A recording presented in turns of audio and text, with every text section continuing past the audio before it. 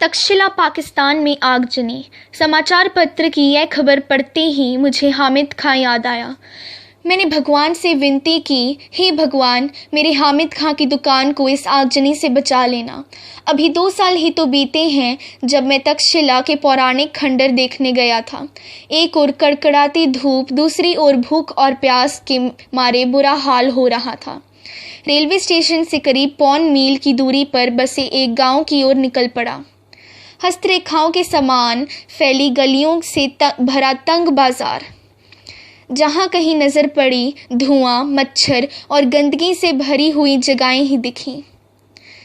कहीं कहीं तो सड़े हुए चमड़े की बदबू ने स्वागत किया।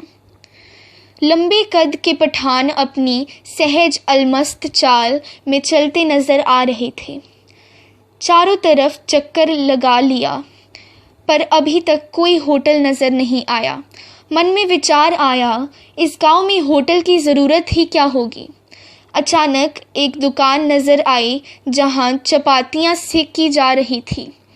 चपातियों की सौंधी महक से मेरे पांव अपने आप उस दुकान की ओर मुड़ गए। अपने अनुभवों से मैंने जान लिया था कि परदेश में मुस्कुराहट की ही रक्षक और सहायक होती है। सो मुस्कुराते हुए मैं दुकान के अंदर घुस गया। एक अधेड़ उम्र का पठान अंगीठी के पास सिर झुकाए चपातियां बना रहा था। मैंने ज्यों ही दुकान में प्रवेश किया, वह अपनी हथेली पर रखे आटे को बेलना छोड़कर मेरी ओर घूर घूर कर देखने लगा। मैं उसकी तरफ देखकर मुस्कुरा दिया। फिर भी उसके चेहरे के हाव भाव में कोई परिवर्तन नहीं हुआ। वह बेपरवाही के साथ तीखी नज़र से मुझे निहारे जा रहा था। खाने को कुछ मिलेगा? मैंने धीमी आवाज़ में पूछा। चपाती और सालन है, वहाँ बैठ जाइए, उसने बेंच की तरफ इशारा करते हुए कहा। मैं बेंच पर बैठकर रुमाल से हवा करने लगा। मैंने दुकान के भीतर झांककर देखा।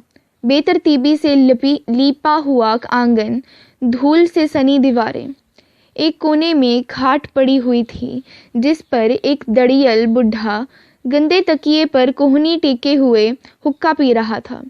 हुक्के की गुड़गुड़ाहट में उसने अपने आप को ही नहीं बल्कि सारे जहां को भुला रखा था। भाईजान, आप कहाँ के रहने वाले हैं? चपाती को अंगारों पर रखते हुए उस अधेड़ उम्र के पठान ने पूछा। मालाबर के, मैंने जवाब दिया।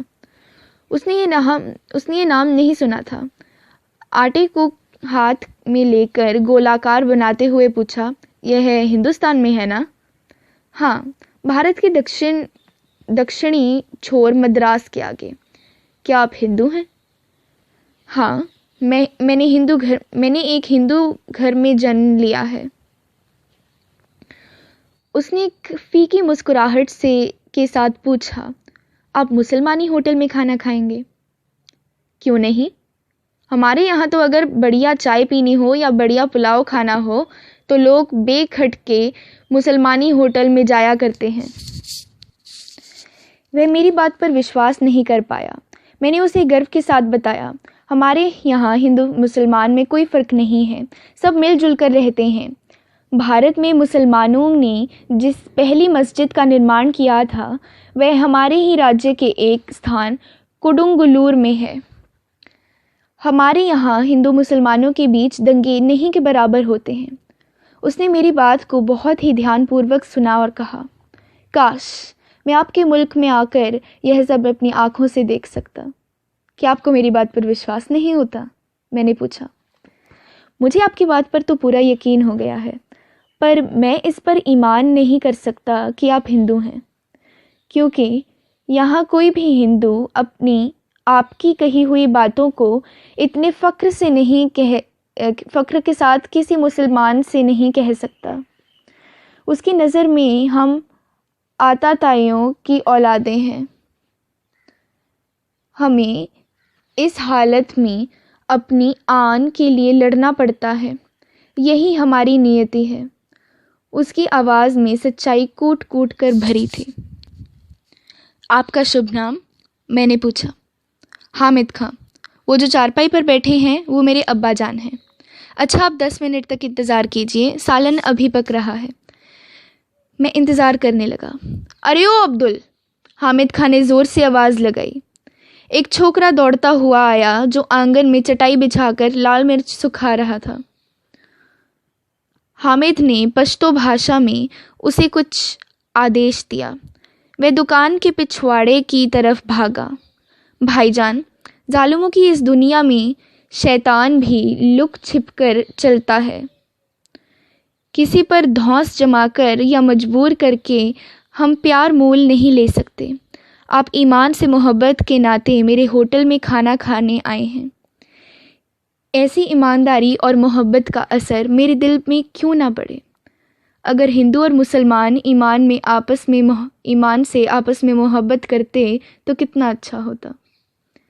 धीमे स्वर में बोलते हुए वह अंगीठी से आखिरी चपाती उतार कर खड़ा हो गया। जो छोकरा पिछवाड़े की तरफ गया था उसने एक थाली में चावल लाकर सामने रख दिया। हामिद खान ने 3-4 चपातियाँ उसमें रख दी, फिर लोहे की तश्तरी में सालन परोसा। छोकरा साफ पानी से भरा हुआ कटोरा मेज़ पर रखकर चला गया। मैंने बड़े चाव से भरपेट खाना खाया। कितने पैसे हुए? जेब में हाथ डालते हुए मैंने हामिद खां से पूछा। मुस्कुराते हुए हामिद खां ने हाथ पकड़ लिया और बोला, भाईजान माफ़ कीजिएगा, पैसे नहीं लूँगा, आप मेरे मेहमान हैं। मेहमान नवाजी की बात अलग है, एक दुकानदार के नाते आपको खाने के पैसे लेने पड़ेंगे। आपको मेरी मोहब्बत की कसम। 1 रुपये का नोट को मैंने हामिद खां की ओर बढ़ाया। वह सकुचा रहा था। उसने वह 1 रुपया लेकर फिर मेरे हाथ में रख दिया। भाईजान, मैंने खाने के पैसे आपसे ले लिए हैं, मगर मैं चाहता हूँ कि यह आप ही के हाथों में रहे। आप जब पहुँचें तो किसी मुसलमानी होटल में जाकर इस पैसे से पुलाव खाएं और तक्षशिला के भाई हामिद खां को याद करें। वहाँ से लौटकर मैं तक्षशिला के खंडरों की तरफ चला आया। उसके बाद मैंने फिर कभी हामिद खां को नहीं देखा, पर हामिद खां की वह आवाज़, उसके साथ बिताए क्षणों की यादें आज भी ताज़ा हैं। उसकी यह मुस्कान आज भी मेरे दिल में बसी है। तक्षशिला के सांप्रदायिक दंगों की चिंगारियों की आग से हामिद और उसकी वह दुकान जिसने मुझे भूखे को दोपहर में छाया और खाना देकर मेरी क्षुधा को तृप्त किया था, बची रहे। मैं यही प्रार्थना अब भी कर रहा हूँ।